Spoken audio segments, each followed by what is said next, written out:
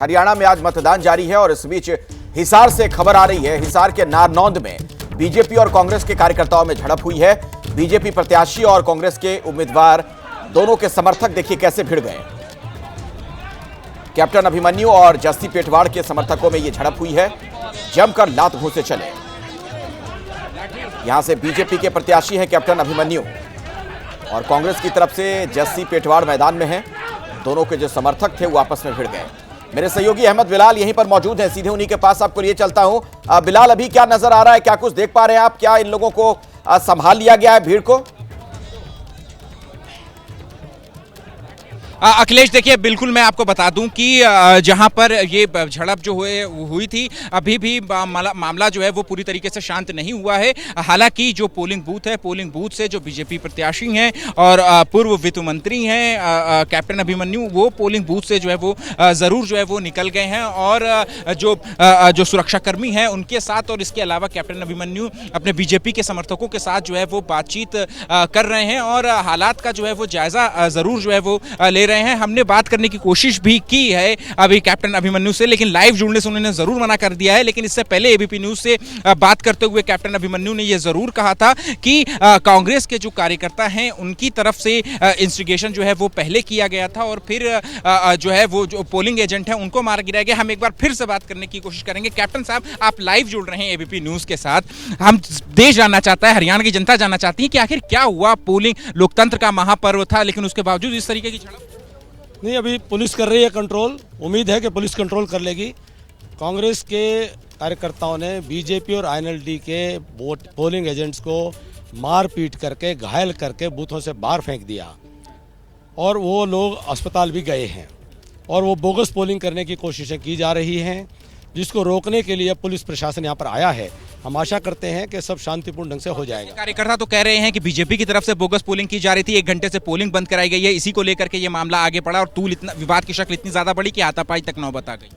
देखिए, सच्चाई video recording में है, उसमें देख करके आप बात कर लीजिए। आगे क्या एक्शन करेंगे? अभी पुलिस कार्रवाई करेगी। अपना मामला अभी शांत हुआ है कि नहीं? बाहरी तत्व आकर के कर रहे हैं। हमें एक बार पूरा जो सिचुएशन है इसको नॉर्मलाइज करके बाहरी आप ये नॉर्मलाइज करने दीजिए।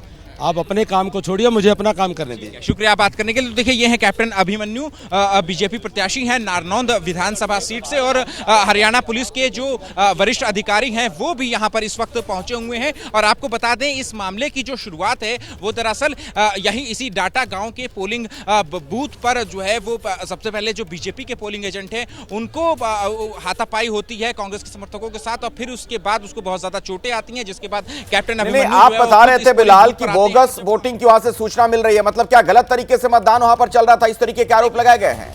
अखिलेश देखिए, मैं आपको तस्वीर दिखाऊं। अखिलेश देखिए कि देखिए यहाँ पर किस तरीके से यहाँ पर जो है वो जो पूरा गांव है वो यहाँ पर जो है वो झूठ करके आ गया है और कपड़ों पर भी खून जो है खून से लथपथ है पूरी तरीके से। तो इससे साफ तौर पे समझ में आ रहा है कि जो माहौल है यहाँ पर वो कितना ज्यादा इस वक्त टेंस बना हुआ है। हालांकि जो पुलिस प्रशासन है वो लगातार कोशिश यही कर रहा है कि किसी तरीके से मामले को शांत जो है वो कराया जाए, लेकिन अब जो कैप्टन अभिमन्यु है उनकी गाड़ी भी जो है वो लग गई है और जो बीजेपी के प्रत्याशी हैं उनको जल्द से जल्द जो है वो यहां से निकाल लिया जाएगा। तो ऐसी उम्मीद है कि जरूर जो है वो शांत हो जाए, लेकिन ये सारा मामला जो है वो कहीं ना कहीं बोगस वोटिंग को लेकर के है और जो बीजेपी के जो कांग्रेस के समर्थक हैं वो बीजेपी के ऊपर उन्होंने पहले आरोप लगाया कि बोगस वोटिंग करा रहे थे, पोलिंग जो है वो रुकवा दी और उसके बाद बीजेपी के समर्थक भी कांग्रेस के समर्थकों पर ऐसा ही आरोप लगा रहे हैं और पोलिंग स्टेशन के बाद भारी संख्या में भीड़ जो है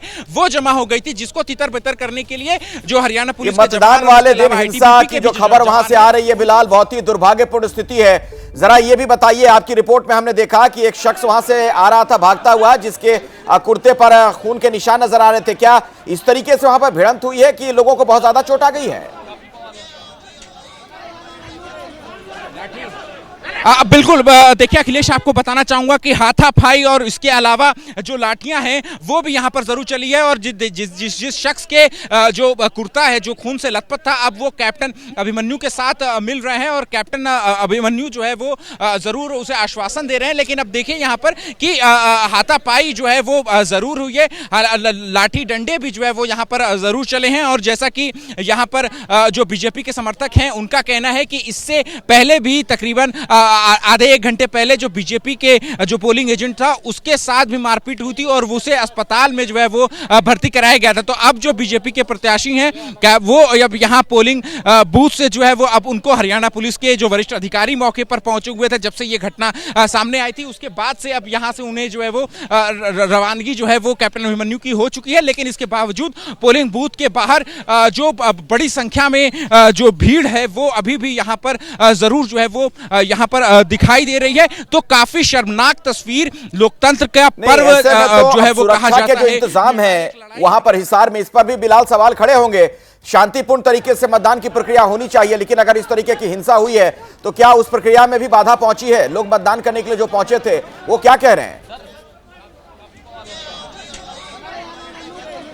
बिल्कुल देखिए अखिलेश, आपको बताना चाहूंगा कि जो प्रशासन के वरिष्ठ अधिकारी हैं, हालांकि वो तो चुनाव की पूर्व संध्या पर यही कहते हैं कि जो व्यवस्था है वो चुस्त दुरुस्त है, लेकिन कहीं ना कहीं ये जो जिस तरीके की व्यवस्था है अब वो बड़े सवाल जो है वो जरूर खड़ी करेगी। मैं एक बार आपको पोलिंग बूथ की तस्वीर जो है वो मैं आपको दिखा दूं अंदर से कि देखिए ये ही वो गेट है। इस गेट के बाहर ही जो है वो भीड़ जमा हो गई थी, जिसके बाद पुलिस को जो है वो लाठीचार्ज करना पड़ा था। अभी फिलहाल देखिए अब यहाँ पर मीडिया कर्मियों को भी अंदर जाने की इजाजत जो है वो नहीं दी जा रही है। हमारे पास इलेक्शन कमीशन, अच्छा तो देखिए अब यहाँ पर अब आप देखिए आप तस्वीरों पे यहाँ पर कि किस तरीके से जो नहीं, अब इसका क्या मतलब है? मीडिया कर्मियों को क्यों रोका जा रहा है?